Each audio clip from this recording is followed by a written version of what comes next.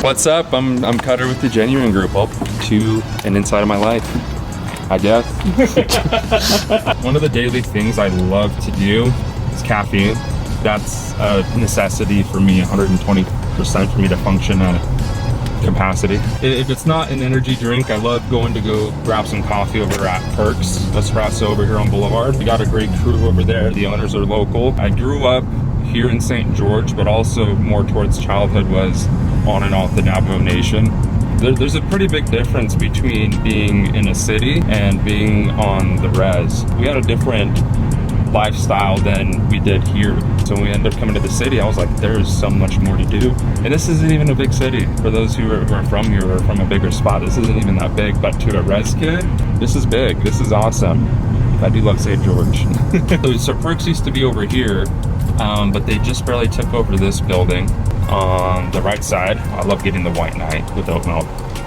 Me being the oldest person, I've always felt that I wanted to lead the pack for me and my family, and me for my brothers. You know, real estate has been able to provide that for me.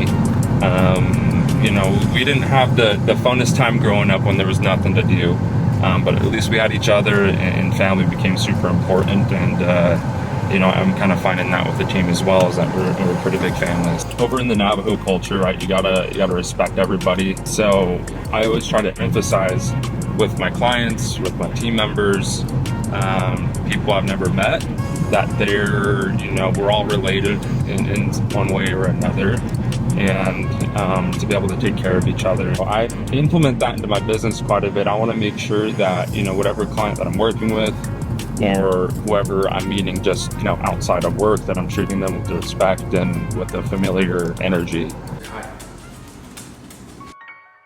I started some tomatoes. There's 3 weeks in them, and don't make fun of this. I made my own greenhouse by putting a Ziploc bag over this. Planted just a couple of weeks ago.